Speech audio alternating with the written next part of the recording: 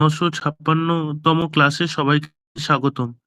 আগামী 9-12 আজ 9-12-2025 মঙ্গলবার ক্লাসে আলোচনায় আসছেন শ্রদ্ধেয় ডাক্তার অমরনাথ চক্রবর্তী স্যার। আজকের আলোচনার বিষয় হলো পালসেটিলা পার্ট 8।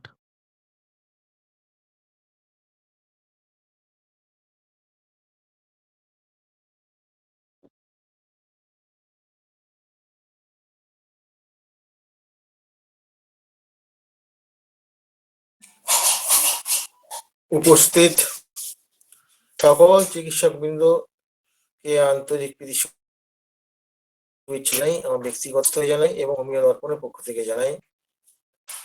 এই শীতের মরশুমে আপনারা কষ্ট করে আমার বক্তব্য শুনতে এসেছেন। আজকে আলোচনা হচ্ছে পালসাটিলা। এটা হচ্ছে 8তম পর্ব। আমার উদ্দেশ্য কিন্তু পালসাটিলা কি কি মূল্যবান সিমটম আছে সেটা তো বলবোই, কিন্তু ওইটা আমার হাইলাইট করার উদ্দেশ্য নয়। আমার উদ্দেশ্য যে একটা ওষুধকে পড়ে আমি কিভাবে ড্রাগ পিকচার তৈরি করবো, স্বাবলম্বী কি করে হবো। অমুকে অমুক বলেছে, তমুকে অমুক বলেছে, এইভাবে হয় না। হোমিওপ্যাথি করতে গেলে আপনাকে স্বাবলম্বী হতে হবে। আপনি কি দেখছেন, আপনার অভিজ্ঞতাকেই বা এতটা ছোট ভাবছেন কেন? অবশ্যই অহংকার হতে হবে না। আপনি যা দেখছেন সেটাকে মূল্যায়ন করুন। পেশেন্ট তো আপনার কাছে বলছে অনেক কিছু, সেটাকে মূল্যায়ন করে তার সঙ্গে যদি মনীষীদের যোগ করতে পারেন, আপত্তি কিছু নেই। কথাটা হচ্ছে যে তারাও তো রোগী দেখেই বলেছেন, তারা তো এমনি বানিয়ে বলেছেন বা গবেষণা করে বলেছেন। এরকম তো গবেষণা হোমিওপ্যাথিতে হয় না। হোমিওপ্যাথিতে রোগী ভিত্তিক কথাবার্তা, রোগী ভিত্তিক, আর হচ্ছে মেডিকা ভিত্তিক, এবং তার গ্রাউন্ডটা কোথায়, তার ভিতটা কোথায়, ভিতটা হচ্ছে ফিলোসফি। এই হোমিওপ্যাথির মূল বিষয়। মানে বুঝতেই পারছেন, যেহেতু সব ইন্ডিভিজুয়ালাইজেশনের ব্যাপার, ফলে আমার অভিজ্ঞতাটা আপনি দেখতে পাবেন না, তাহলে অভিজ্ঞতাগুলোকে বিচার করবো কেমন করে? যুক্তির বিচারে, যুক্তি দিয়ে সেটাকে আমরা বিচার করে আমরা গ্রহণ অথবা বর্জন করবো। হোমিওপ্যাথিতে এটা সবসময় করতে হয় আমাদের, গ্রহণ অথবা বর্জন। তো এইবার আমরা চলে আসি পালসেটিলা। আমি একটু ছোট্ট করে টাচ করে যাচ্ছি পালসেটিলার পার্টিকুলার পার্টে, আমি যাব ঢুকবো, যার জন্য আমি একটু টাচ করে যাচ্ছি। পালসেটিলা বলতে আমরা কি বুঝি? পালসেটিলা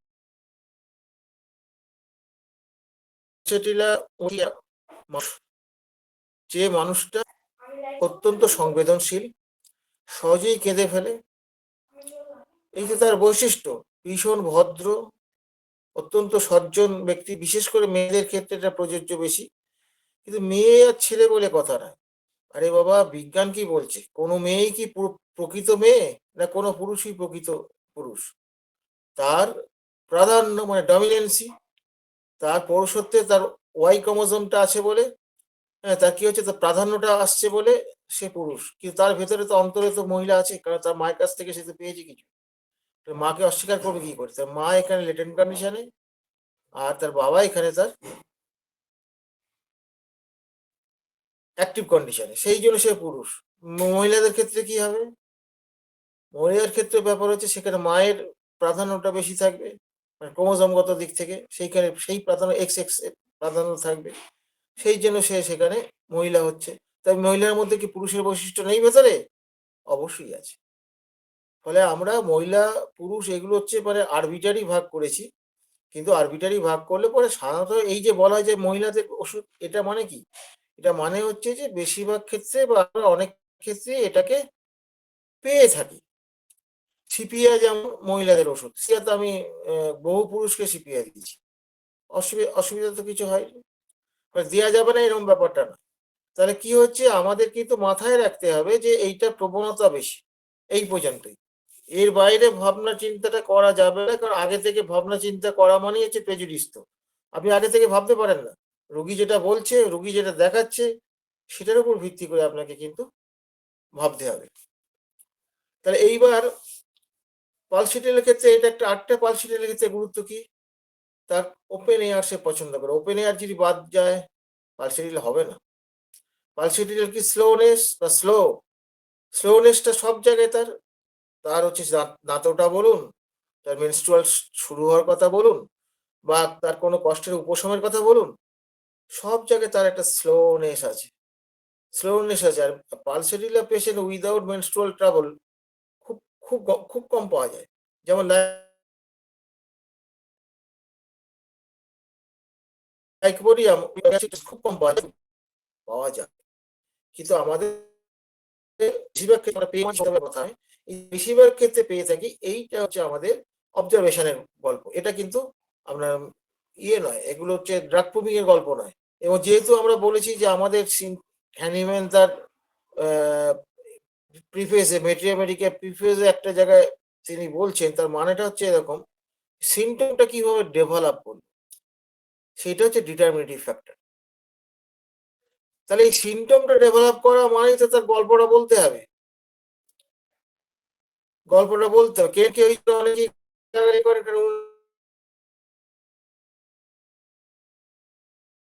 গল্প গল্প যেতে শুধু সিমটম চাই। কি হবে? আপনি আজকে যে নদীটা দেখছেন, আপনি নদীটা দেখছেন, আমি প্রকৃত জ্ঞান কখন হবে? যখন উৎস থেকে আপনি ওই পর্যন্ত আসবেন, তখন আপনার প্রকৃত জ্ঞান হবে। বাদ দেবেন কি করে? ফলে আমাদের কিন্তু এই যে তার উৎস থেকে তখন পর্যন্ত দেখবেন, তার মানেটা কি? জার্নি অফ দ্য রিভার, তুমি journey of the patient, journey of the sickness. সিকনেসের তো আলটিমেটলি ফল হচ্ছে আপনার ডিজিজ। ডিজিজটা যেটা হচ্ছে সেটা হচ্ছে প্যাথোলজি। আর হোমিওপ্যাথির ক্ষেত্রে প্যাথোজেনেসিস হচ্ছে মূল কথা। প্যাথোজেনেসিস মানে কি? সেই তার সিকনেস থেকে শুরু হওয়া পর্যন্ত এই প্যাথোলজি ডেভেলপ করলো। এই টোটাল ফেনোমেনাটাকে কিন্তু হোমিওপ্যাথির ক্ষেত্রে গুরুত্বপূর্ণ। এবং আমরা ড্রাগের ক্ষেত্রে তাই, ড্রাগ প্রুফিংও তাই তো, প্যাথোজেনেসিস তো না। ওটা তো প্যাথোলজি নয়, প্যাথোজেনেসিস। প্যাথোজেনেসিস মধ্যে একটু পার্থক্য আছে। সেটা আমি অলরেডি বলে দিয়েছি যে লাস্ট পোর্শনটা হচ্ছে আপনার প্যাথোলজি আসবে প্যাথোজেনেসিস থেকে। আমরা এই জায়গাগুলো বারবার ভুলে যাই। কারণ আমরা অ্যালায়েড সাবজেক্ট পড়তে গিয়ে সেখান থেকে ভালো কিছু জিনিস গ্রহণ করতে গিয়ে আমরা নিজেরাই মানে অ্যালায়েড সাবজেক্টের খাদ্য হয়ে যাই। এইটা হচ্ছে আমাদের হোমিওপ্যাথি সমাজের বড় গন্ডগোলের জায়গা। তো ফলে আসুন আমরা এবার আমরা পেশেন্টের ক্ষেত্রে কি এর আগে কি নিয়ে পড়ছিলাম? না, ওই হে ফিভার নিয়ে। হে ফিভার তখন একটা নাম ছিল, এখন অ্যালার্জিক রাইনাইটিস হয়েছে। তাতে কি যায় আসে? আরেকটা নাম যদি হয় অসুবিধা কিছু নেই। মূল ফিচার্সটা তো আমাকে জানতে হবে।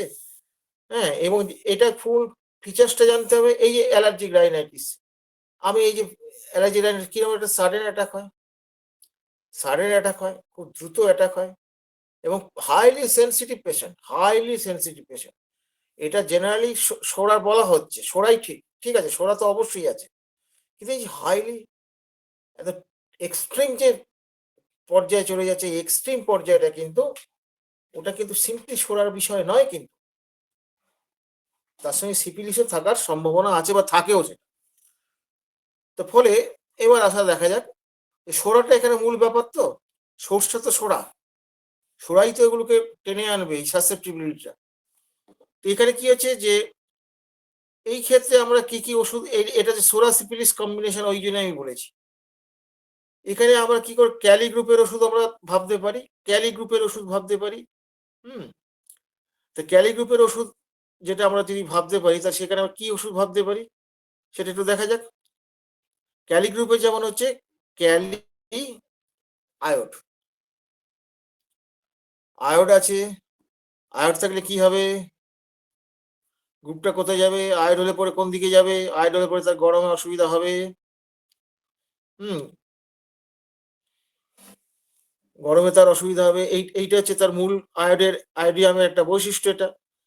এই যে ক্যালি আয়োড আমি দেবো, আমরা অনেকেই ক্যালি আয়োড এরকম দিয়ে থাকি। আমরা দেখেছি, আমাদের অনেক টিচারকেও দিতে দেখেছি। লোয়ার পোটেনশি দিয়ে ফটাস করে দেখ বন্ধ করে দিলাম।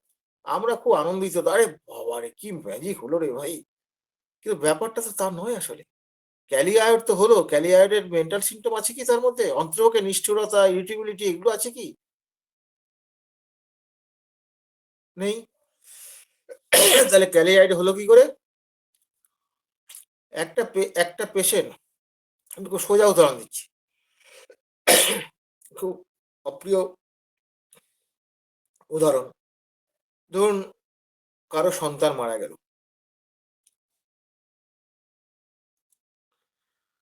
সন্তান মারা গেলে সে প্রচন্ড কষ্ট পাচ্ছে। এবং যতদিন বেঁচে থাকবে তার মা বাবা কিন্তু তার সন্তানের কথা ভাববে। এবার বলুন তো দেখি, মা বাবা কি তার দেহটার কথা ভাববে?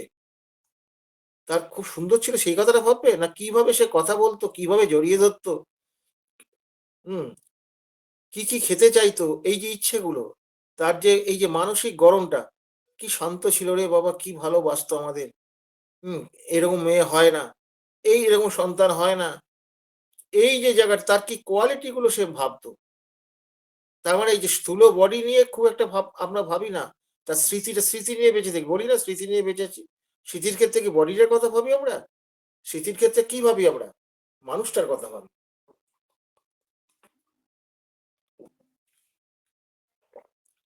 আজকে আবার সেই একই ভুল করেছি। আচ্ছা, স্মৃ তাহলে স্মৃতি নিয়ে আমরা বেঁচে থাকি। এই যে স্মৃতি যে ইমেজ যেটা, এটা হচ্ছে বিমূর্ত রূপ বলা হয়। হোমিওপ্যাথিটা অ্যাকচুয়ালি তো বিমূর্ত রূপ।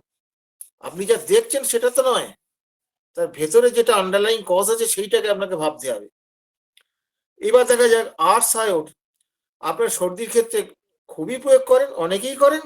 হাঁচি-টাচি হলে পরে নাকের মধ্যে দিয়ে জল পড়লে ফড়াস করে বন্ধ করে দিলেন। কোনো অসুবিধা কিছু নেই। আর্টস আয়োড আপনারা তো ইয়ে করেন তো, দিয়ে থাকেন তো। এবং গরমে বৃদ্ধি করে সবগুলো ঠিক আছে। শুধু কি এইটুকুই যথেষ্ট? আর্টস আয়োডের এই যে যা বললেন এগুলো সব আয়োডিয়ামের মধ্যে আছে। তো আর্টসের বৈশিষ্ট্যটা কি দেখেছেন? তার মধ্যে তার অ্যাংজাইটি, তার রেস্টলেসনেস এইগুলো আছে কিনা? তার মানে কি ড্রাগ পিকচারটা তো আপনাকে দেখতে হবে। ড্রাগ পিকচারের সঙ্গে আপনার কন্ডিশন গুলোকে আপনাকে ডেভেলপ করতে হবে। এই যেটার উপর ড্রাগটা দাঁড়িয়ে আছে। যেমন আপনি একটা বাড়ি করেছেন। তার ১০ টা পিলার আছে। পিলারের উপরে আপনার বাড়িটা দাঁড়িয়ে আছে। তা পিলারটাকে বাদ দিয়ে বাড়িটা কি করে কল্পনা করবেন আপনি? ফলে প্রত্যেকটা ওষুধে এরকম পিলার আছে যে পিলার গুলোকে ক মাথায় রাখতে হবে। মানে খুঁটি জায়গায় আরকি। খুঁটি বাদ দিয়ে তো হয় না। তাহলে কি হলো? এই যে মন ছাড়া, মনকে বাদ দিয়ে প্রেসক্রিপশন করা, এটাকে আমি কবন্ধ প্রেসক্রিপশন বলি। আমাদের সেই ছোটবেলায় আমাকে ভয় দেখাতো। ভয়টয় আমি কোনোদিন পেতামও না। সেটা হচ্ছে কবন্ধ ভূত। কবন্ধ ভূত মানে কি? গলা কাটা ভূত। "এই যাস না, ওখানে ধরতে পারে।" এসব ভয়-টয় দেখাতো অনেকেই। তা আমি তো ডে এইসব ব্যাপারে ডেঞ্জারাস ছিলাম। যাই হোক। তো এই যে কবন্ধ মানে কি? তার মাথাটাই নেই। মাথাটা নেই মানে কি? মানুষটাই তো নেই। মানুষটাকে কে মনে রাখে? মানুষ তার কর্মের জন্য মনে রাখে। তার দেহটাকে কে মনে রাখে? কর্ম তো তার মনেরই ফল। দেহ কি নিজে কাজ করতে পারে? দেহ তো হচ্ছে মনের নির্দেশে করে। মনের নির্দেশে কাজ করে। মানে বুঝতে পারছেন মন বলতে কি উইল, আন্ডারস্ট্যান্ডিং এগুলো তো আপনারা সকলেই জানেন। তার ফলে আমরা কোন জায়গাটায় গুরুত্ব দেবো এই কথাটা বারবার আমি কিন্তু বলার চেষ্টা করছি এবং এটা যদি আপনাদের মাথায় না ঢুকে আপনারা যদি এইভাবে যদি না করেন আপনারা কিন্তু হারিয়ে যাবেন। দেখুন বর্তমান যুগে বহু সাকসেসফুল প্র্যাকটিশনার দেখবেন আমি ইভেন পলিপ্রফেসির কথা বাদই দিলাম। সিঙ্গেলই করছে তারা দেখুন। সিঙ্গেল করে দেখবেন প্রচুর রোগী দেখছে, প্রচুর সুনাম আছে, বাজারে তার প্রচুর সুনাম আছে। কিন্তু এই যে তিনি করছেন তাকে যদি আপনি জিজ্ঞেস করেন ফলো আপ এর কথা সে ক্ষেপে যাবে। তাকে যদি মায়াজামের কথা নিয়ে যদি বলেন একটা মায়াজামেটিক ব্যাখ্যা করুন এটা, ক্ষেপে যাবে সে। হ্যাঁ, বেশি পাকা জুনিয়র হলে তো কথা নেই। জুনিয়রকে তো আমরা গালাগালি দিতে ব্যস্ত। কেশিদাস একটা কথা বলতেন যে, "all we are student of homeopathy." Junior senior এটা কোন মূল ব্যাপার নয়। সে যদি সঠিক প্রশ্নটা করে তুই উত্তর দিতে বাধ্য। আর নাহলে স্বীকার করতে বাধ্য তুই জানিস না। আমাদের সেই ইগোটা আমাদের আছে বলে আমরা এই গন্ডগোলগুলো করে ফেলি। মানে আমাদের এই ইগোটার ব্যাপারে সতর্ক থাকতে হবে। নাহলে কিন্তু হোমিওপ্যাথির গভীরে আমরা ঢুকতে পারব না। হোমিওপ্যাথি একটা উপলব্ধির বিষয় তো। বিমূর্ত রূপ তো।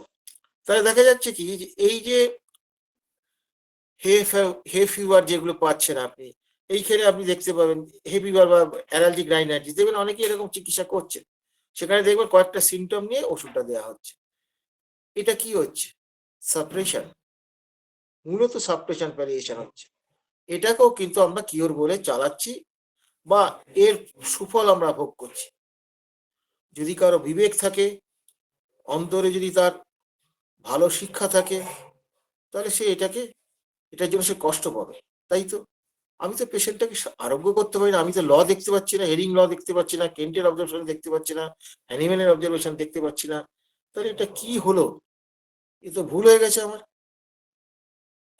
তো এই যে বিবেকের তাড়না, এই বিবেকের তাড়না নেই আমাদের এগিয়ে যেতে হবে। বিবেকটাকে সজাগ রাখতে হবে। এইটা আমাদের মাথায় রেখে এগোতে হবে যে কোন জায়গাটায় আমি ভুল করছি। আর্টস দেওয়ার ক্ষেত্রে আমাদের তাহলে এরকম ভাবতে হবে। আর আর্সেনিকের তো আপনি দিতে সবাই জানেন আর্সেনিক হলে কি হতে পারে, কি ওষুধ আসতে পারে, কিভাবে তার ম্যাটোলজি আসতে পারে, এগুলো তো আপনার মূলত জানেন। এবার আর্সেনিকের ক্ষেত্রে কি হবে বলুন দেখি?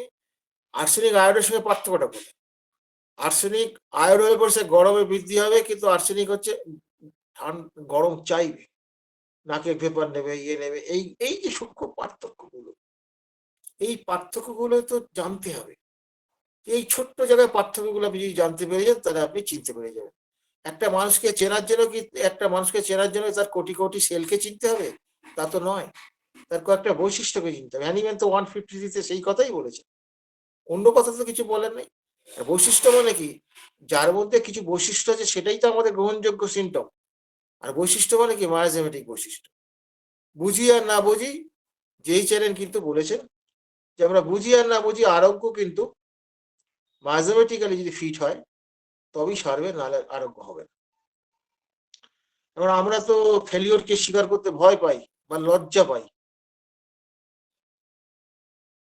তা এই লজ্জাটা আমাদের ছাড়তে হবে।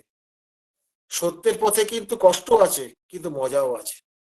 সেই মজাটা যখন আপনি উপলব্ধি করতে পারবেন, প্রত্যেকটা ওষুধকে যখন আমরা বলুন দেখি চোখ বুঝে কটা ওষুধকে দেখতে পান, কটা রোগীর চিত্র দেখতে পান মনে মনে? পান না। আমি এখন ২-৪টে পাই। তার মানে কি আমি হোমিওপ্যাথ হতে পারি? আমি হোমিওপ্যাথ হওয়ার চেষ্টা করছি। এইটুকু বলতে পারি।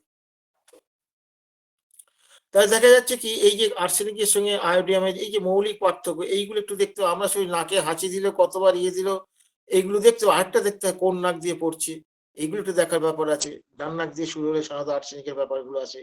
এই ছোট্ট ছোট্ট জায়গাগুলো কিন্তু আমাদের নজর রাখতে হবে। অনেক সময় যে আমরা টোটাল কেস রেকর্ডিং করে ওষুধ দিতে পারবো, এটা সম্ভব হয় না। তা সেইটাই তো কেন শিখিয়েছেন আমাদের যে ঠিক আছে তুমি দাও, লোকাল পার্টটা নাও, নেওয়ার পরে তুমি কি করে তার জেনারেল পার্টটা মানে বা বিশেষ পিকিউলার সিম্পটম তার মধ্যে আছে কিনা সেটাকে দেখে নাও। ছোট্ট করে দেখে নাও, কত মিনিট লাগবে? এই দেখে নিলে পরে আর কোনো অসুবিধা হয় না।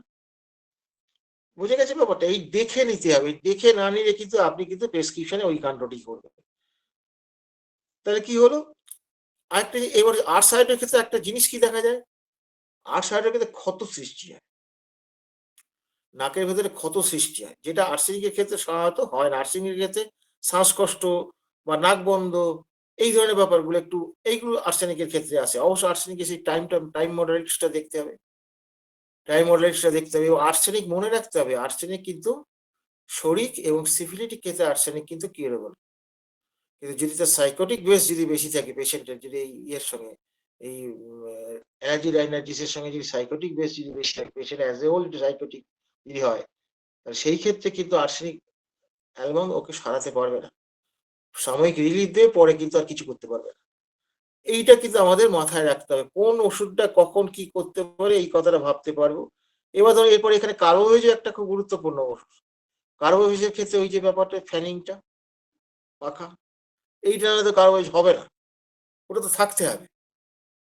ফলে বুঝতেই পারছেন যে শুধুমাত্র ওই নাকের জল দেখে এই রাইনাইটিসের চিকিৎসা বলে দেখবেন যেগুলো বলে বেড়ানো হচ্ছে। পাশাপাশি এই গ্যাস্ট্রাইটিস সিম্পটম গুলোকে খুঁজে বার করতে হবে। এবার রোগী যখন দেখবেন তখন এই গ্যাস্ট্রিক সিম্পটমটা পেলেন কিনা বা কি পেলেন আর কি পেলেন না, কি ঘাটতি আছে, এইটা বোঝার চেষ্টা করতে হবে। রুগীটা যে যখন আমি টোটাল করে যখন দিতে যাচ্ছি, যখন ঘাটতিটা কি আছে, সেই ঘাটতিটা বোঝাও কিন্তু অত্যন্ত জরুরি।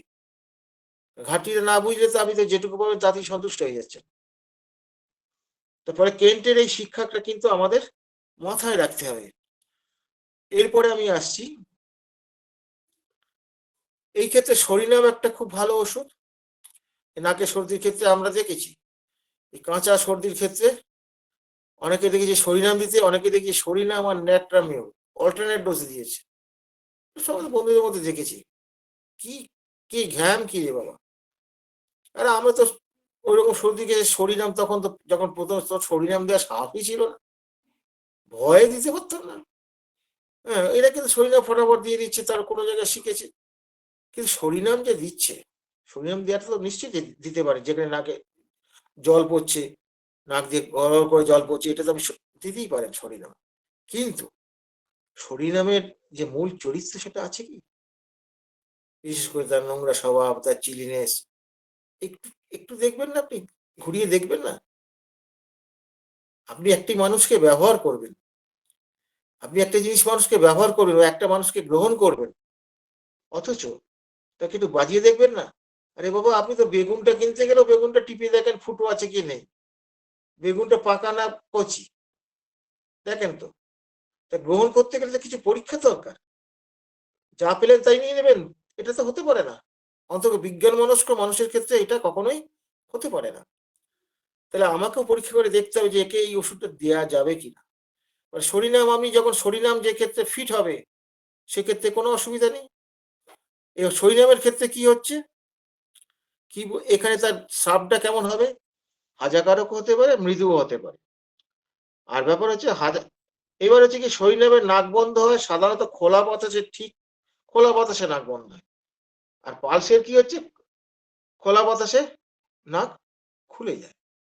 এই যে ছোট্ট পার্থক্য, খুব খুব সিম্পল পার্থক্য।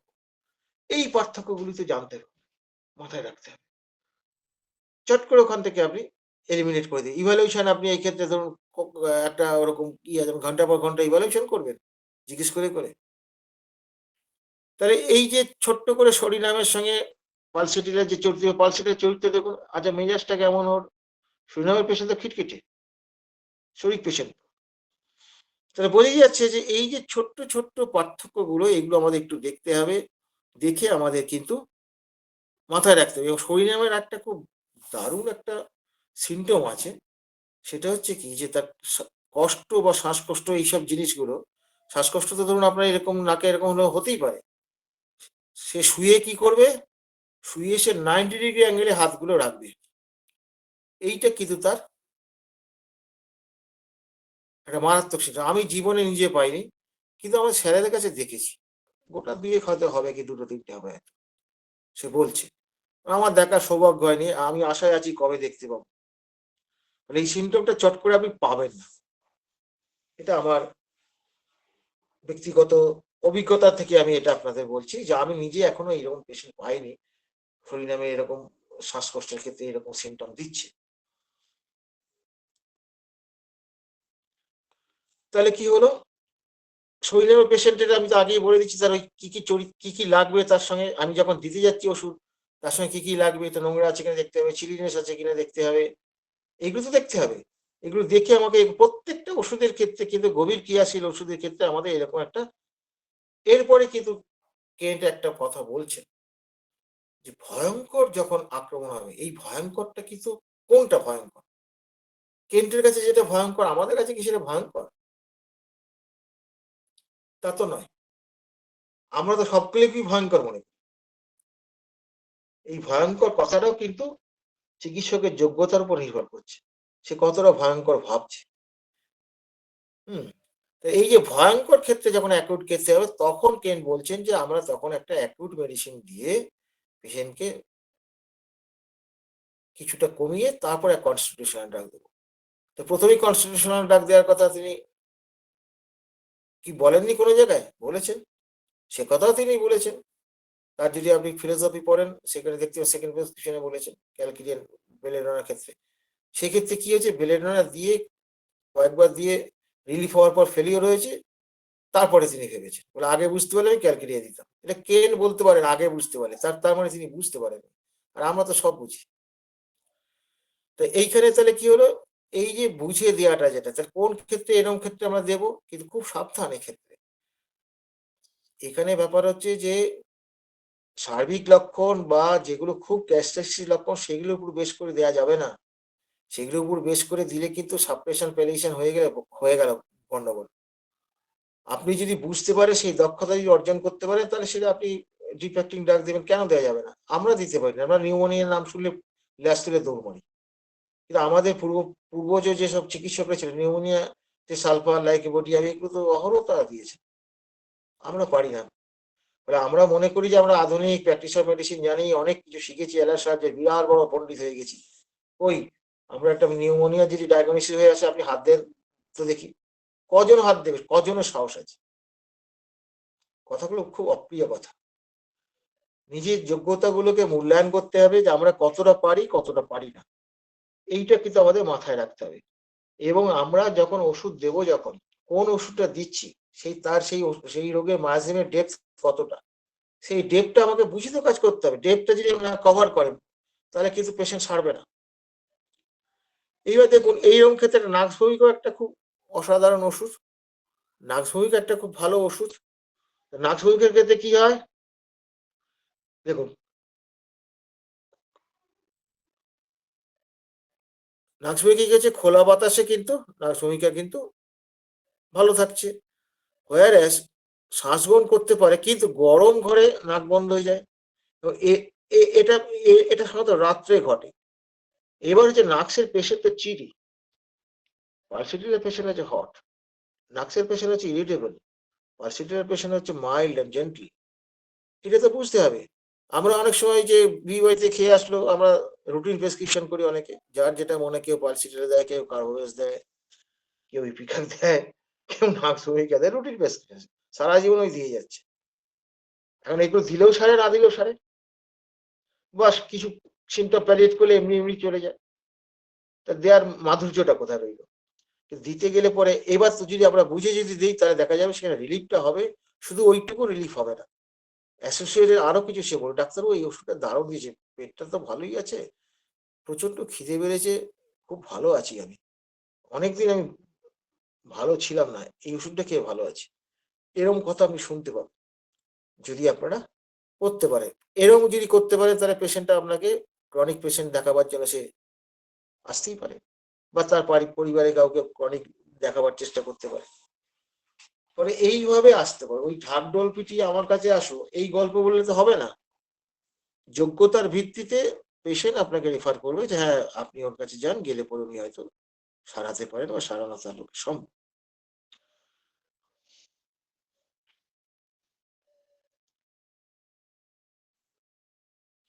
এবার আসা যাক,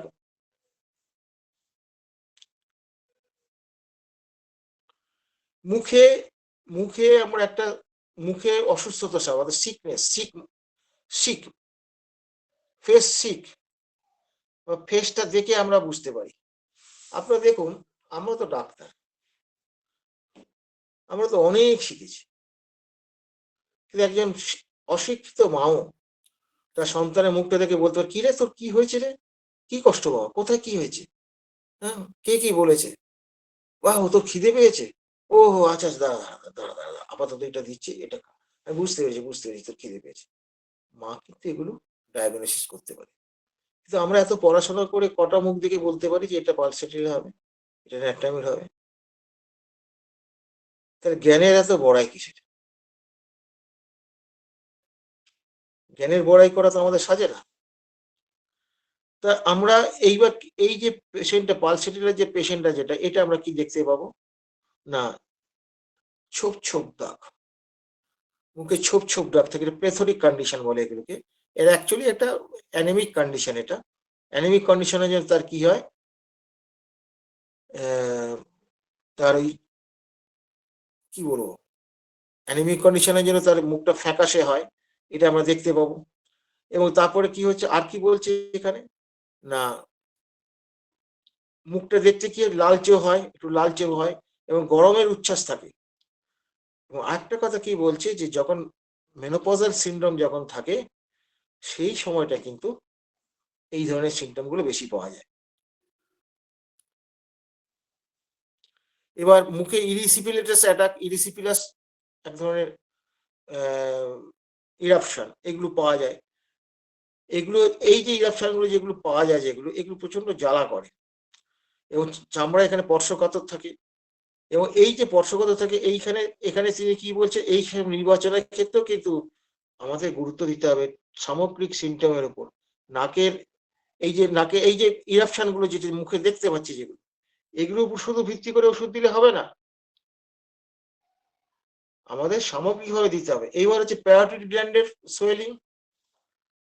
প্যারাটিড গ্ল্যান্ডের সোয়েলিং কিন্তু খুব সাবধান, কিন্তু বিশেষত পুরুষদের ক্ষেত্রে।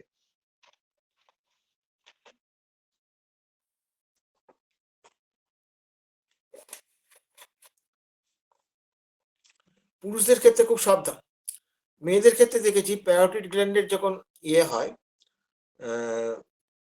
ইনফ্লামেশন যখন হয়, যখন সাধারণত ঠান্ডা লেগে যায়, ফুলে যায়, ব্যথা হয়, এবং দেখা যায় যে ব্রেস্টও অ্যাফেক্টেড হয়ে যায়। অনেক সময় আগে প্যারোটিড গ্ল্যান্ডটা হয়, তারপর ওটা একটু কমে গিয়ে ব্রেস্টটা হয়, অনেক সময় দুটোই একসঙ্গে হয়, এরকম আমরা দেখেছি। এবং এই যে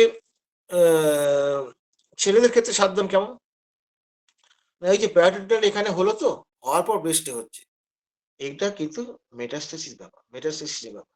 ছেলেদের ক্ষেত্রে সাবধান কেমন, না এটা টেস্টিসে অ্যাটাক করতে পারে, এবং টেস্টিসে যদি অ্যাটাক করে, সেই ছেলেটা কিন্তু আর কোনোদিন বাচ্চা হবে না, এরকম কন্ডিশনে স্টেরিলিটি ডেভেলপ করতে, তার হচ্ছে কি হলো, একটা শব্দ হলো, সেই তার কিন্তু আর বাচ্চা স্পাম তৈরি হয় না, এরকম একটা ব্যাপার থাকে। এবং আমি একটা পেশেন্ট আমার মনে আছে, তাকে পালসেটিলা আমি খুব সম্ভবত 10 বা 50 দিয়েছিলাম, কারণ তার সেক্সুয়াল প্রবলেম কিছু এসছিল আফটার ওই প্যারোটিড গ্ল্যান্ড ইনফ্লামেশন। তা আমি তাকে জিজ্ঞেস করেছিলাম, জিজ্ঞেস করে ইয়ে করে বলে, হ্যাঁ আমার ওই টেস্টিসটা এইভাবে ফুলে গেছে, আমার ওর পর থেকে যেন সেক্সটা আমার ঠিক মতন আসছে না, এইটা কিন্তু বইতে পাবেন না, বইতে শুধু টেস্টিসের ওই ফুলে গেছে এইটা পাবেন, পেন হয়েছে এটা পাবেন, কিন্তু এইটা পাবেন না। তো ফলে সেই পেশেন্টটাকে একটা খুব উচ্চ শক্তির ওষুধ দেওয়া হলো, দেওয়ার পর কিন্তু তার কিন্তু আলটিমেটলি প্যারোটিড ফিরে আসলো না বটে, কিন্তু তার একটা স্কিন ইরাপশন ডেভেলপ করলো, এবং আলটিমেটলি পেশেন্টটা সেরে গেল, এবং তার ওই নর্মাল সেক্সুয়াল পাওয়ার তার চলে আসলো, এবং তারপরে তার বাচ্চা হলো। এবং অনেক ক্ষেত্রে আমি এরকম পেশেন্ট দেখেছি যাদের এই পেশেন্ট এসছে যে এর বাচ্চা হচ্ছে না, যখন সে বলছে হ্যাঁ আমার ছোটবেলায় এরকম হয়েছিল, আমি জেনারেলি বলে দিই, বাবা আমি তোমাকে 6টা মাস দেখবো, তোমার ওইটা হয়েছিল, ওটার জন্য তোমার ওটা কিন্তু নষ্ট হয়ে যেতে পারে, আমি কিন্তু পুরো দায়িত্ব দেবো না, তোমার যদি বিশ্বাস থাকে বা আস্থা থাকে তুমি আমাকে দেখাও, নাহলে তুমি এখন চলে যাও। কারণ এই এই যে প্যাথোলজিক্যাল যে এই স্টেটটা যেটা, এটা কিন্তু আমাদের জানা দরকার। বুঝতে পেরেছেন যে কোথায় অ্যালার্ট সাবজেক্টটা আমাদের লাগছে, এই জায়গাটা কিন্তু আমাদের বুঝতে হবে যে কোন জায়গাটা আমরা কিওর করতে পারবো, কোন জায়গাটা কিওর করতে পারবো না। এটা যদি আমরা না বুঝি, তাহলে আমাদের কি করে হবে? এবং এবার দেখুন, পালসের ব্যথা ঘুরে ঘুরে বেড়ায়, এই তো বলছে পালসের ব্যথা ঘুরে ঘুরে বেড়ায়, ওয়ান্ডারিং পেন। এই যে ওয়ান্ডারিং পেন পালসেটিলে আপনি ঘুরে ঘুরে বেড়াচ্ছেন, দেখতে পাচ্ছেন তো। আবার যাদের রিউমেটিক আর্থ্রাইটিসের পেশেন্ট, তাদেরও ওই ওয়ান্ডারিং পেন থাকে, তাহলে সে কি পালসেটিলা? তাই বোঝা গেছে যে অ্যালার্ট সাবজেক্টটা কিভাবে আমি এখানে কাজে লাগাচ্ছি, এটা বুঝতে হবে। এবং এই যে পালসেটিলার যে এই যে তার ঘুরে ঘুরে বেড়ায়, এই যে এটা কি তার চেঞ্জেবিলিটি, তার মনে দেখুন, মনেও তো সে চেঞ্জেবল, রোগে যেটা চেঞ্জেবল তার মনে সেটা থাকতে হবে তো, না থাকলে কি করে হবে? অবশ্যই থাকতে হবে, হয় তার আছে, না তার বাবার আছে, তার মায়ের আছে, কোনো না কোনো জায়গায় তার সোর্স আছে। কারণ এখানে এখানে পাখাটা ঘুরছে, আর বিদ্যুৎটা সাপ্লাই আছে বলে তো ঘুরছে, বিদ্যুৎ তো একটা জায়গায় তৈরি হয়েছে, এবং তৈরি না হলে আপনি কি করে ঘুরবে এটা পাখাটা? তাহলে আজকে আপনার মধ্যে আমি দেখতে পাচ্ছি যে আমার চেঞ্জেবিলিটি এরকম হচ্ছে, তাহলে এই চেঞ্জেবিলিটি আপনার মধ্যে থাকতে হবে, যদি না থাকে আপনার পরিবারের মধ্যে কারো থাকতে হবে, না থাকলে তো হবে না। আপনি পেলেন কোথায় এই চেঞ্জেবিলিটিটা? এই যে চেঞ্জেবিলিটি যেটা পাচ্ছেন, এইটা হচ্ছে কিন্তু পালসিটির ক্ষেত্রে বিশেষ ক্ষেত্র। পালসিটিরা শুধু ওইরকম ওই আপনি যে ব্যথা চেঞ্জেবিলিটি এরকম ব্যাপারটা নয়, তার মন হচ্ছে চেঞ্জেবিলিটি, তার পায়খানাও চেঞ্জেবিলিটি, পায়খানা দেখবেন চেঞ্জেবল, নো স্টুল অ্যালাইক, এক নো স্টুল অ্যালাইক, ওখানে দেখবেন ক্যামোমিলা তো আছে, ওই যে ক্যামোমিলা রাগি পালসিটিরা কাঁদুরে। ফলে আমি শুধু ওই যে দেখলাম যে চেঞ্জেবল স্টুল আছে আমি দেখে দিয়ে দিলাম, এরকম করলে তো হবে না। এই ড্রাগ গুলো এইভাবে ছোট্ট ছোট্ট ভাবে আমাদের বার করতে হবে। এরপরে কি আসলো, এই যে চেঞ্জেবিলিটি নিয়ে যে আমি বলছি, এবার টিউবারকুলিনামের চেঞ্জেবিলিটি কিরকম করে হবে? ওখানেও কিন্তু ওখানে রোগ ফিরে আসবে বারে বারে, অনেক সময় একই জায়গায় ফিরে আসে, অনেক জায়গায় ভিন্ন জায়গায় ফিরে আসে, বা একটু রূপ পাল্টে ফিরে আসে। রূপ পাল্টে ফিরে আসে। আবার কিছু ক্ষেত্র আছে, যেমন দাঁড়াই, ইয়ে হয়ে গেল, চাপা পড়ে গেল। অ্যাব্রোডার্মের ক্ষেত্রে আপনি দেখতে পাবেন, অ্যাব্রোডার্মের কি ক্ষেত্রে ডায়রিয়া বা এইসব ডিসচার্জগুলো সাপ্রেশন হয়ে গিয়ে তার কিন্তু এরকম বিভিন্ন রোগ তার ডেভেলপ করছে। আমার অ্যাব্রোডার্মের একটা কেস মনে পড়ে, একজন ভদ্রলোককে আমি পেয়েছিলাম, আঁচিলে ভর্তি, সে আঁচিলের জন্য এসছে। এবার রিপোর্ট করতে করতে দেখা যাচ্ছে কি তার একবার খুব ডায়রিয়া হয়েছিল, হসপিটালে প্রায় মাস দেড়েক ভর্তি ছিল, ডাক্তাররা বহুত কষ্টে ইয়ে করেছে। তারপর থেকে তার এই গাঁটে গাঁটে ব্যথা, ও বহু ডাক্তার দেখিয়ে ডাক্তার বলে দিচ্ছে সারবে না, ওই জন্য সে আমার আঁচিলের জন্য ওষুধ নিতে এসছে। তো যাই হোক, সেই পেশেন্টটাকে অ্যাব্রোটেনাম দিয়ে অনেক কষ্ট টষ্ট পেয়ে কেসটা মুক্তি পেয়েছে। তাহলে এই যে অ্যাব্রোটেনাম, এইটা কি হচ্ছে, এটা সাপ্রেশন হয়ে যায়, ডিসচার্জ সাপ্রেশন হয়ে গিয়ে অন্য রোগ তৈরি করছে। ফলে এইটা কিন্তু অন্য জিনিস। ফলে আমরা বুঝতে পারছি চেঞ্জিবিলিটি যেমন আমরা বুঝলাম, অলওয়েজ সাপ্রেশন বুঝলাম, সাপ্রেশনের যে অন্য রোগ তৈরি করলো এটাও আমাদের বুঝতে হবে। এবং আমরা প্রতিটি ক্ষেত্রে এটা পেলো কোথা থেকে, এলো কোথা থেকে, আমি একটা কমপ্লেন যে পেশেন্ট করছে সে পেলো কোথা থেকে, এই জায়গাটা তো আমাদের ভাবতে হবে। আবার দেখুন কতগুলো জায়গায় আছে, যেমন ধরুন এই যে নতুন রোগ যখন আসবে তখন অ্যালোপ্যাথি ডাক্তার কি বলবেন, এটা একটা নতুন রোগ এসছে, এটা একটা নতুন রোগ এসছে, কিন্তু আমরা তো সে কথা বলবো না। আমরা কি বলবো?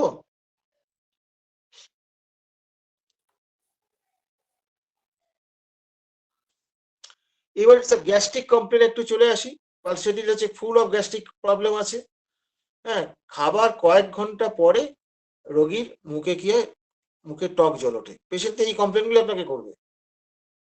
এইবার হচ্ছে কি ক ঘন্টা পরে, না আমি খেয়েছি ধরুন ওই 11টার সময় খেয়েছি, ওই প্রায় 2:30 সময় থেকে টক জল উঠছে, হজম হচ্ছে না।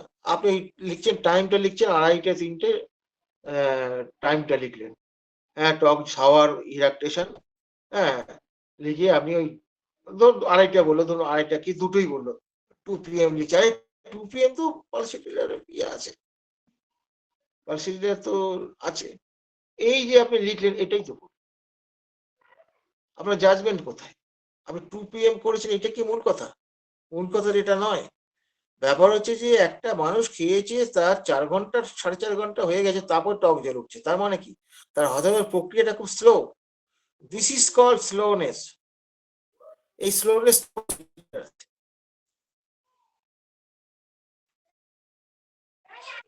ব্যাপারটা, তাহলে এখানে আমি স্লোনেসটা মূল বক্তব্য। স্লোনেসটা কি করছে, স্লোনেসটা হচ্ছে মূল বক্তব্য। এটা 2টোর সময় হতে পারতো, 4টের সময় তার টক জল উঠতে পারতো। আপনি বলতে পারেন যে 2টোর সময় উঠলো, 4টের সময় কেন উঠলো না, বলতেই পারেন আপনি। সেটা হিসেব নয়, হিসেবটা এখানে 4 ঘন্টা পরে, 4 ঘন্টা পরে হজম হওয়ার কথা নয়। সে ভাত খেয়েছে, সাধারণ সে এমন কিছু উল্টোপাল্টা কিছু খায়নি। মানে এই স্লোনেসটা তাকে আমাদের কিন্তু মাথায় রাখতে হবে, এটা স্লোনেসের ব্যাপার। এবার কি হচ্ছে, এখান থেকে কি করে পচা ঢেকুর ওঠে, আমরা যেটাকে বাংলায় চোয়া ঢেকুর বলা, ইরাকটেশন, র্যানসিড ইরাকটেশন। তা একটা সময় অল্প বয়সে যখন ছিলাম, র্যানসিড ইরাকটেশন বুঝে পারছিলাম মাত্র, ও বাবা সেও যেত তো, কি আনন্দ কি আনন্দ। কম খেটে যদি টাকা রোজগার করা যায়, এর থেকে আনন্দ পৃথিবীতে আছে কিছু? পৃথিবীতে কিছু নেই। জানলেই তো বিপদ, জানলেই তো পাল সেটা দেবো কি দেবো না, হ্যাঁ দিলাম তো, এবার ঠিক হলো তো, ও বাবা এইসব সংশয়ের মধ্যে ভুগতে হয় আমাদের। ফলে আমাদের চরিত্রটাও কিন্তু পরিবর্তনের প্রয়োজন আছে, নাহলে কিন্তু হোমিওপ্যাথ হতে পারবেন না। আমি জাস্ট যে জায়গাগুলো আমি প্র্যাকটিস লাইফে গিয়ে যে জায়গাগুলো আমি বুঝেছি বা যে জায়গাগুলো ধাক্কা খেয়েছি, সেই জায়গাগুলো কিন্তু আমাকে আপনার সামনে তুলে ধরছি। এবং পালসেটির পেশেন্ট কি সাধারণত ফ্যাট জাতীয় খাবারগুলোকে সহ্য করতে পারে না। সেখানে তার ওই মাখন টাইপের বা তেল জাতীয় খাবার এইগুলো কিন্তু সে সহ্য করতে পারে না। তাহলে এই যে পাকস্থলীর যে এই যে পরিপাক করতে পারে না, এইটাই তার মূল বিষয়। এইটা যদি তার সঙ্গে যদি তার মেন্টাল চরিত্রগুলো যদি পান, হ্যাঁ? তার সঙ্গে মেন্টাল চরিত্র যদি পেয়ে যান, তাহলে আপনি তো চোখ বুজে তাকে ওষুধ দিতেই পারবেন, দেওয়ার কোনো অসুবিধা কিছু নেই। এইবার হচ্ছে কি, পেশেন্টের এই পালসেটের পেশেন্ট একটা জিনিস পাওয়া যায় কি, না মুখটা খুব চটচটে থাকে, চটচটে থাকে। আমরা কি করলাম, মাউথ স্যালাইভা ভিজিট লিখে বসলাম। তা তো নয়, পালসেটের পেশেন্ট তো জল খায় না। জল না খেলে তো চটচটে হতে পারে, ড্রাইনেসও আসতে পারে, দেখতে হবে ব্যাপারটা কি, এটা বুঝে দেখতে হবে সে জল কতটা খায়। ফলে আমাদের কিন্তু সেইটাও বিচার করে করে প্রতিটি ক্ষেত্রে আমাদের দেখে নিতে হবে। আর পালসেডিলের যে পেটের কমপ্লেন যেটা, এটা হয়তো সকালে থেকে হয়, কিন্তু পালসেডিলার মূল এটাই হচ্ছে সন্ধ্যের দিকে সবকিছু করা। এটা এই পেটের কমপ্লেনটা কিন্তু সকালে বাড়ে বা আর্লি মর্নিং এ বাড়ে, এটা আমরা দেখেছি। এবং কি হচ্ছে,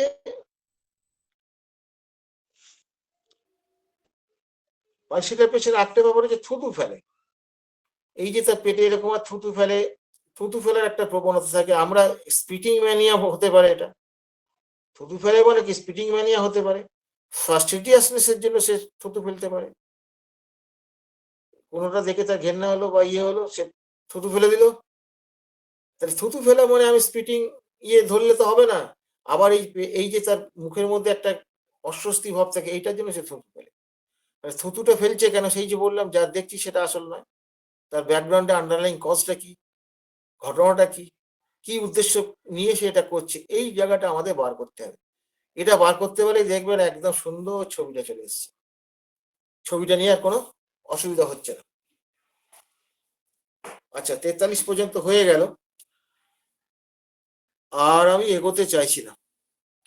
এটার উপরে কেউ সিনিয়র যদি থাকেন যোগ করতে পারেন, অথবা যদি কোনো প্রশ্ন থাকে অবশ্যই করতে পারেন। আর কেউ যদি বলেন যে একটু করতে, তাহলে আমরা একটু সামান্য এগোতে পারি। এটা আপনাদের ইচ্ছাটা কি বলুন, মানে বিরক্ত লাগতে পারে, একই ওষুধ তো। 8তম পর্ব হয়ে গেল। অমরদা, হ্যাঁ, ওই চোঁয়া ঢেকুরটা বললেন, আরেকবার বলেন না। চুয়াডেকুটা র্যানসি রিঅ্যাক্টেশন, ওটা স্টমাকের আন্ডারে গিয়ে ইরেকটেশনের আন্ডারে পেয়ে যাবে। ওই ইরাকটেশন তো মর্নিং ইভিনিং বিভিন্ন রকম আছে, কিন্তু ওই রুব্রিকটা কিন্তু মনে হচ্ছে আমি পাচ্ছি না। আছে আছে বাবা, ওটা আছে, র্যানসি রিঅ্যাক্টেশন আছে, অনেক ওষুধ আছে, কে বলছে নেই। র্যানসি রিঅ্যাক্টেশন একটু সহজ করে বুঝিয়ে দিই। কোকোকলা বা সেই ইয়েগুলো খেতে গেলে গলার মধ্যে একটা সে ঢেকুর ওঠে না, ঝাঁঝের, এইটা হচ্ছে র্যানসি রিঅ্যাক্টেশন। এবার বোঝা গেছে? হ্যাঁ, ঠিক আছে, ধন্যবাদ দাদা। হ্যাঁ। পেশেন্ট বলে ধোঁয়া ঢেকুর, কেউ বলে চোঁয়া ঢেকুর, এইটা হচ্ছে মূল ব্যাপার। এইটা আর আর কোনোদিন ভুল হবে না, আশা করি। আমার মনে পড়ে গেল এখন। থ্যাংক ইউ পরিষ্কার দাদা। হয়েছে? হুম। পেশেন্ট বলবে ওই যে কোল্ড ড্রিঙ্কস খেতে গেলে যেমন একটা ভেতর থেকে ঝাঁঝের মতো ঢেকুর ওঠে, ওই রকম ওঠে। খুবই বিরক্তকর ডাক্তারবাবু। আচ্ছা, আর কি এগোবো না এখানে বন্ধ করে দেবো? আচ্ছা স্যার, আমি এটা ডেকে নিচ্ছি, তাহলে পরের পড়বে। 45 হয়ে গেছে তো, সেই জন্যই বলছি। আর শীতকালে রাত তো। আমাদের মাঝে উপস্থিত আছেন আব্দুল্লাহ রাহিম স্যার। রাহিম স্যার যদি কিছু অ্যাড করেন স্যার। না, অ্যাড করার তো কোনো সুযোগ নেই আসলে। আমি আসলে স্যারের প্রতি কৃতজ্ঞ। আমি সব সময় বলি আমি স্যারের কাছে জ্ঞান পড়া শিখেছি। তো স্যার যেভাবে আলোচনা করেন, এটা স্যারের প্রতি কৃতজ্ঞতা স্যার। ধন্যবাদ আপনাকে স্যার।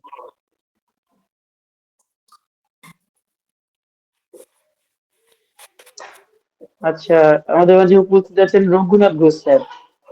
রঘুনাথ ঘোষ স্যার, আপনি আপনি যদি কিছু বলেন স্যার।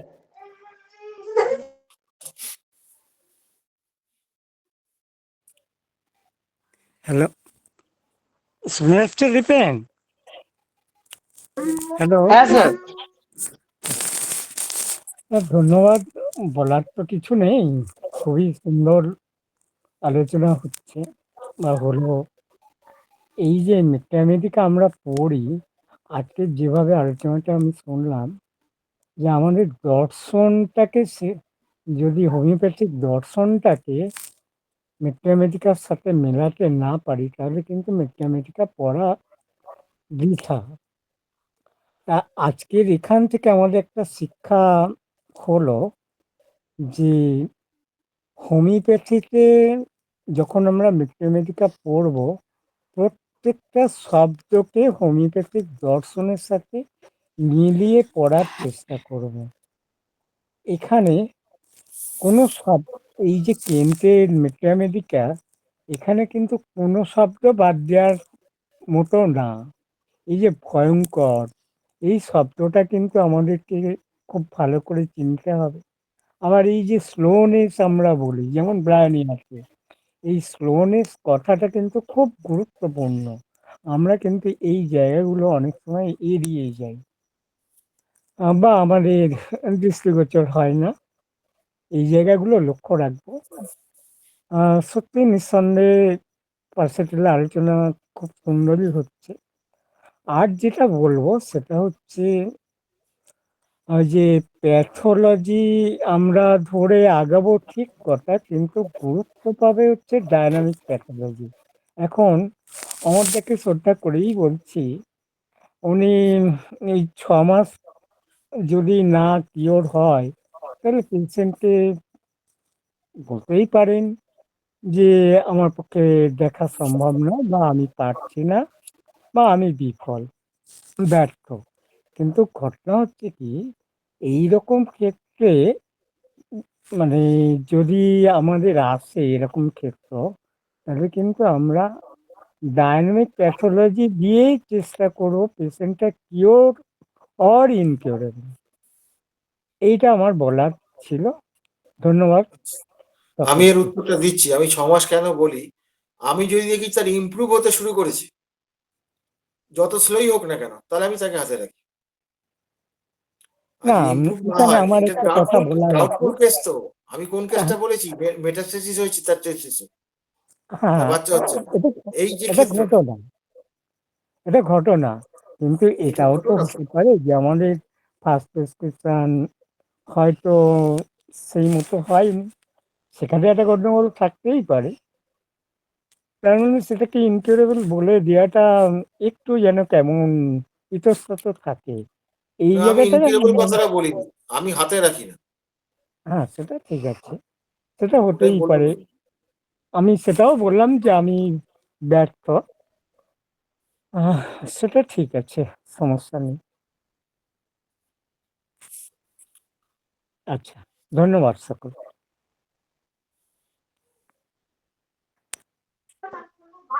ধন্যবাদ স্যারকে। আচ্ছা, আমাদের মাঝে পার্থপ্রদীপ চৌধুরী স্যার আছেন। স্যারকে অনুরোধ করছি কিছু বলার জন্য। স্যার। হ্যাঁ, আলোচনা ভালো হয়েছে, ভালো হচ্ছে। তো আমাদের সবসময় আমরা অ্যাকুট ম্যানিফেস্টেশনের যে কিছুই করি কেন, সবসময় কিন্তু যে ওষুধটা হবে তার সাথে তার ম্যাজমেটিক রিলেশনশিপ এবং তার একদম অন্তরাত্মা, বিশেষ করে মেন্টাল সিমটমস গুলোকে কিন্তু কভারেজ দিতে হয়। উপর উপর হলে হবে না। আবার এর মধ্যে পিকুলিয়ার যেমন থাকে, আমরা জানি পালসিটিলা পেশেন্ট হচ্ছে ড্রাই টাং নো থার্স্ট, কিন্তু এই পালসিটিলাই আবার 2 PM এ কিন্তু থার্স্টি এবং ফার্স্ট গ্রেড একক মেডিসিন কেন্টের রেপার্টরিতে। কাজেই এই যে খুঁটিনাটি বিষয়গুলো যতটা আমরা মনে রাখতে পারবো ততটা আমাদের প্রেসক্রিপশন ভালো হবে। এবং সবসময়তেই যেটা দরকার সেটা হচ্ছে একটা ওষুধের সাথে আর একটা ওষুধের পার্থক্য। রেপার্টরিতে সুবিধা হয় কি, অনেকগুলো ওষুধ আমরা পাই তো এট এ গ্লান্স, সেই সবগুলো কিন্তু আমরা যে ওষুধটা আমরা প্রেসক্রিপশন করব তার সাথে এই মিলগুলো খুব দরকার। আর যে স্লোনেসের কথা বা ফাস্ট খুব র্যাপিড যেগুলো অ্যাটাক করে বা স্লো কাজ করে, সেগুলো তো আমাদের খেয়াল অবশ্যই করতে হবে। এন্ট্রিটা এবং সে কিভাবে আগাচ্ছে এই বিষয়গুলো থাকেই তো। তারপরে আজ একটা যে বলে নাই সে সাকসেশন অফ অর্ডার, হ্যাঁ, আর স্পেস, যেটা ন্যাট্রামিউর থেকে আমার খুব ভালো বুঝিয়েছিল। এই জিনিসগুলো আমাদের খেয়াল করতে হয় যে সবসময় আমরা হয়তো ওই নির্দিষ্ট রুগীটার পেলাম না, কিন্তু তার পাস্ট হিস্ট্রিতে বা তার ফ্যামিলি হিস্ট্রিতেও যদি পাই, খুব ঘনিষ্ঠ আত্মীয় স্বজনদের মধ্যে, বিশেষ করে মা বাবা ভাই বোনদের মধ্যে, তাহলে সেইটা কিন্তু খুব ইম্পর্টেন্ট। এই জায়গাটা আমাদের মাথায় রাখতে হবে, সবকিছুই মাথায় রাখতে হয়। অ্যালাইড সাবজেক্ট গুলো আসলে আমরা তো অ্যালাইড সাবজেক্টের দুর্বল বটেই, অস্বীকার কোনো করার জায়গা নেই।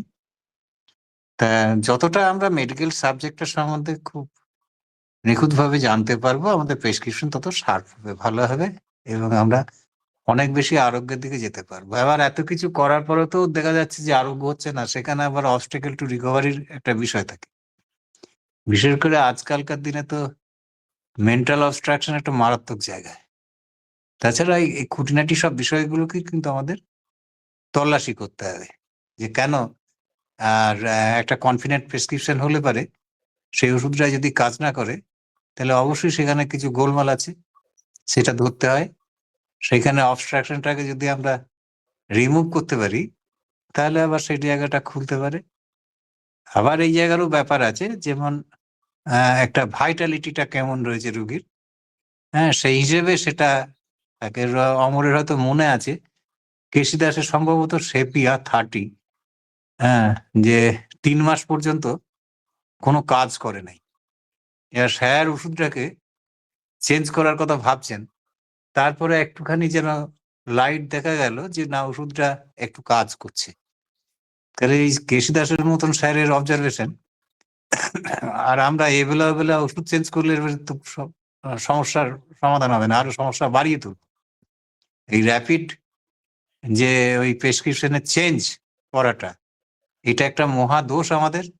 আমাদের একটা ওষুধ দিয়ে ওষুধটার কিন্তু ফলাফলের জন্য অপেক্ষা করতে হবে। এবং যেমন ওই ধীরগতির রোগগুলো যেমন থাকে, তেমনি আরোগ্য যে ওই ধীরগতির যে ওষুধগুলো আছে তারাও কিন্তু আরোগ্যটা ধীর গতিতেই করে, র্যাপিড কিন্তু খুব করে না। আবার এটাও ঘটনা, আমি কিন্তু ওই ক্যালকেরিয়া কার্ভ আমরা স্লোনেস দেখি, কিন্তু ক্যালকেরিয়া কার্ভ অ্যাকুট প্রেসক্রিপশনে খুব দ্রুততার সঙ্গে কাজ করতে কিন্তু আমি অবজারভেশন করেছি। ধন্যবাদ, খুব ভালো আলোচনা হচ্ছে, হোক। এইটুকু বলে সকলকে শুভরাত্রি জানাচ্ছি। আমি আমি প্রথমে ধন্যবাদ জানাবো পার্থের নেটকে, পার্থকে নয়। পার্থের নেট আজকে সুযোগ দিয়েছে বলার বা শোনার। আচ্ছা, এবার পার্থ একটা কথা মনে করিয়ে দিল, সিপিআর কথা বললাম, লাইকোপোডিয়ামের একটা কেস মনে আছে। 6 মাস কি 7 মাস পরে লাইকোপোডিয়াম কাজ করতে শুরু করলো। এবং স্যার এই জায়গাগুলো একটু বোঝার জায়গা আছে। ঘটনাটা হচ্ছে কি যে স্যার প্রতি পরের মাসে এসে বলছে না কিছু হয়নি, সব সিমটম তিনি দেখলেন।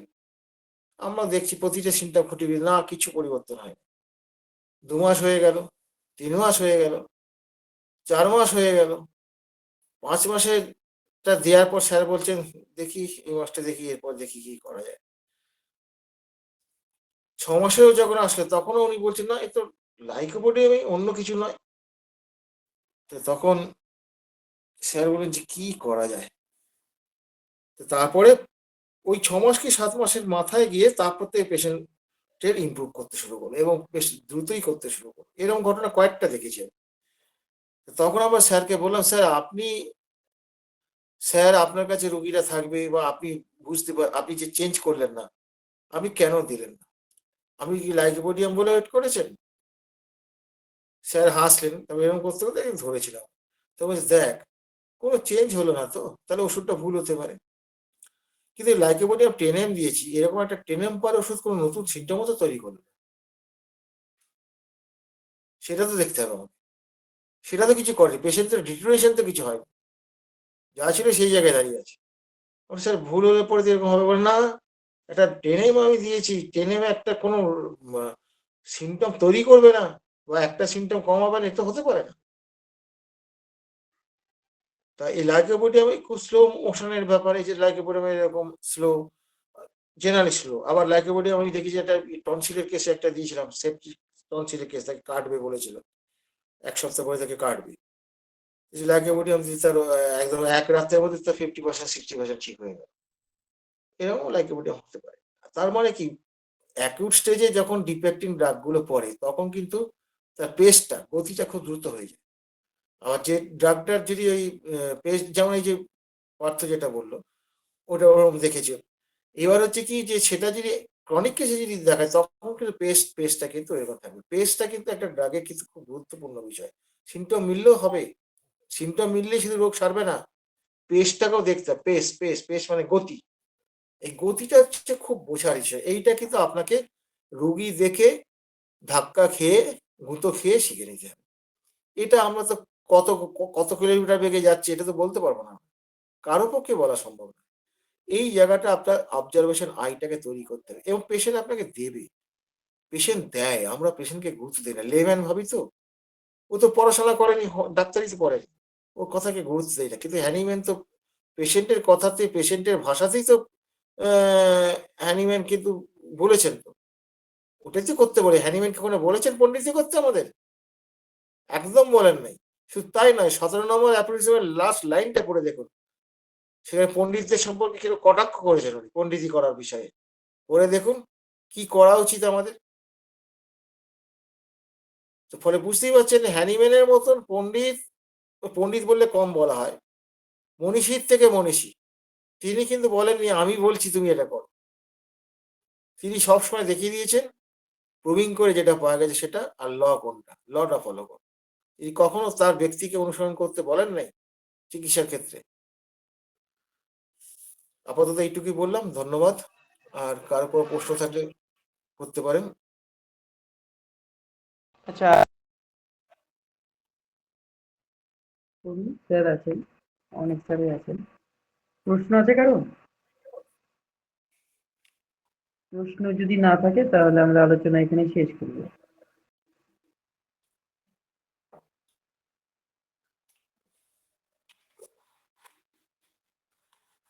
প্রশ্ন তো নেই স্যার।